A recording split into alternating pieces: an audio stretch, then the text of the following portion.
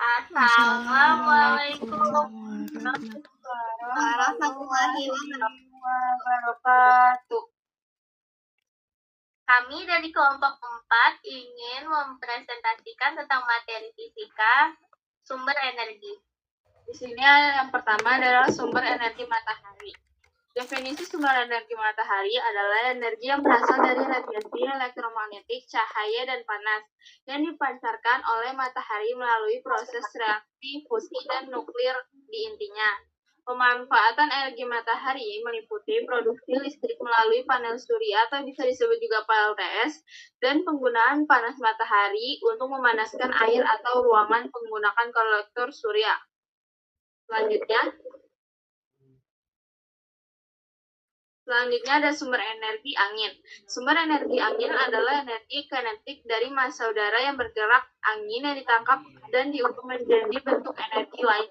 Biasanya listrik melalui teknologi seperti turbin angin. Pemanfaatan energi angin meliputi konversi menjadi listrik melalui turbin angin yang kemudian digunakan untuk berbagai kebutuhan seperti pembangkit listrik dan pergairan pertanian. Next. Selanjutnya ada sumber energi air atau juga bisa disebut hydropower atau hidroelektrik. Adalah energi yang dihasilkan dari gerakan air, misalnya aliran sungai yang air terjun, gelombang atau pasang sarut yang memutar turbin yang kemudian mempergerakkan generator untuk menghasilkan listrik. Pemanfaatan sumber energi air utamanya untuk pembangkitan listrik melalui pembangkit listrik tenaga air atau bisa juga disebut PLTA yang menggerakkan turbin menggunakan aliran air namun juga mencakup energi ombak dan pasang surut untuk membangkitkan listrik. Selanjutnya ada sumber energi bumi, geothermal. Sumber energi panas bumi adalah panas yang terdapat dari bawah permukaan bumi yang berasal dari inti bumi akibat proses peluruhan radioaktif dan panas yang tersimpan di bantuan dan cairan di kerak bumi yang dapat diekstraksi melalui uap atau air panas untuk pemanfaatan dalam berbagai aplikasi termasuk pembangkit listrik dan pemanasan. Pemanfaatan energi panas bumi umumnya dibagi dua, yaitu pembangkitan listrik tidak langsung dan pemanfaatan langsung. Next. Definisi. Sumber energi minyak bumi adalah bahan bakar fosil merupakan cairan alami berminyak yang terbentuk dari sisa-sisa organisme purba selama jutaan tahun. Kemudian terkubur di bawah tanah dan diolah melalui proses alami panas dan tekanan menjadi kumpulan hidrokarbon. Jenis-jenisnya ada minyak bumi diklasifikasikan sebagai minyak manis atau minyak asam berdasarkan kandungan belerangnya dan ringan atau berat berdasarkan densitasnya yang mempengaruhi harga proses pemurniannya. Pemanfaatannya ada minyak bumi adalah sebagai sumber energi untuk bahan bakar kendaraan, pembangkit listrik, dan pemanas, serta sebagai bahan baku industri petrokimia untuk produk seperti plastik, serat sintetis, emas, dan pupuk. Yang kedua ada gas alam. Definisinya itu sumber energi gas alam adalah bahan bakar fosil yang tak terbarukan yang terbentuk dari materi organik, hewan, dan tumbuhan yang terkubur di bawah permukaan bumi selama jutaan tahun, diubah oleh panas dan tekanan, tersimpan di dalam bebatuan. Terus jenis-jenisnya itu ada gas alam meliputi metana, etana, propana, butana, dan komponen yang lebih tinggi seperti pentana, serta gas-gas non-hidrokarbon seperti karbon dioksida, nitrogen, dan hidrogen. Pemanfaatnya itu, energi gas alam sangat luas, mencakup penggunaan sebagai bahan bakar untuk pembangkit listrik, industri, dan kendaraan, bahan baku dalam industri kimia untuk plastik, pupuk, dan lain-lain, serta kebutuhan rumah tangga memasak, memanaskan air, dan AC. Yang ketiga ada batu bara. Sumber energi batu bara adalah bahan bakar fosil tidak terbarukan yang berasal dari sisa-sisa tumbuhan purba. dan terperangkap di bawah lapisan tanah dan mengalami proses pemanasan serta tekanan tinggi selama di tahun.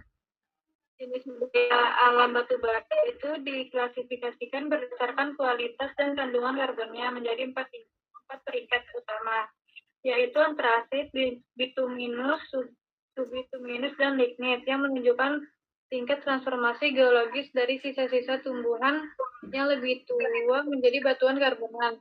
Selain itu, ada juga gambut sebagai tahapan paling awal pembentukan batu dengan kandungan air yang sangat tinggi. Pemanfaatan utama energi batu bara adalah menghasilkan listrik melalui pembangkit listrik tenaga uap atau PLTU. Namun batu bara juga berfungsi sebagai lahan baku industri untuk produksi baja, semen, alumina, kertas, plastik, pupuk, hingga obat-obatan dan produk kimia lainnya. 1.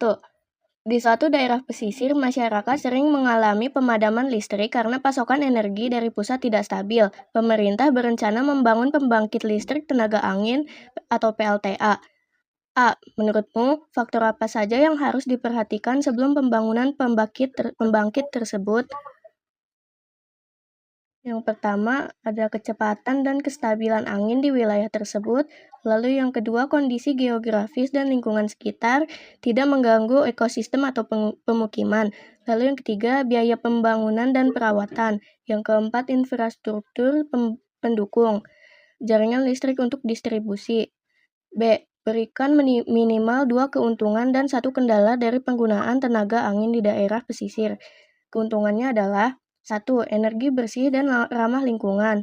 Lalu yang kedua, mengurangi ketergantungan pada pasokan listrik dari pusat. Kendalanya adalah tergantung kondisi angin. Jika lemah, maka listrik tidak maksimal. Nomor 2, perhatikan gambar berikut. Jelaskan secara lengkap perbedaan antara solar thermal atau solar PV. Solar thermal menggunakan energi matahari untuk memanaskan cairan atau minyak, cairan air atau minyak. Lalu panas tersebut digunakan untuk menghasilkan uap yang mempergerakkan turbin listrik atau air panas. Solar PV photovoltaik menggunakan energi cahaya matahari langsung menjadi listrik dengan menggunakan sel surya. 3. Bayangkan kalian adalah tim konsultan energi yang diminta pemerintah daerah untuk mengurangi penggunaan energi fosil. A. Tentukan satu jenis energi terbarukan yang paling cocok digunakan di wilayah kalian. Energi terbarukan paling cocok di wilayah kalian, misalnya Indonesia, adalah energi surya. B. Jelaskan alasan pemilihan berdasarkan kondisi geografis, ekonomi, dan lingkungan. Alasan pemilihan: geografis Indonesia berada di garis khatulistiwa, sinar matahari melimpah sepanjang tahun. Ekonomi, panel surya bisa dipasang di rumah atau di gedung, mengurangi biaya listrik. Lingkungan, tidak menghasilkan polusi dan ramah lingkungan. Keempat, jelaskan bagaimana cara kerja teknologi pembangkit energi terbarukan berikut ini. A. Kincir angin. Angin memutar baling-baling, rotor, generator menghasilkan listrik. B. Panel sel surya. Panel sel surya, cahaya matahari mengenai sel fotovoltaik, elektron bergerak menghasilkan arus listrik. C. Pembangkit listrik tenaga air atau PLTA. PLTA, pembangkit listrik tenaga air mengalir memutar turbin, generator listrik.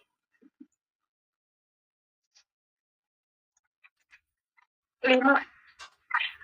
Jelaskan apa yang dimaksud dengan distilasi dan prinsip dasar yang digunakan dalam metode ini. Sebutkan minimal 2 contoh penerapan distilasi dalam kehidupan sehari-hari atau industri. Pengertian: metode pemisahan campuran berdasarkan perbedaan dan titik didih zat. Prinsip dasar: zat dengan titik didih lebih rendah akan menguap lebih dulu, lalu uapnya didinginkan dan dikondensasikan menjadi cairan. Contoh penerapan yaitu 1. Penyulingan minyak bumi menjadi bensin, solar, dan lain-lain. 2. Penyulingan air laut menjadi air tawar atau desalinasi. Tiga, pembuatan minuman beralkohol, contohnya industri. Sekian dari kami, kelompok 4. Maaf jika ada salah. Wassalamualaikum warahmatullahi wabarakatuh. Wabarakatuh.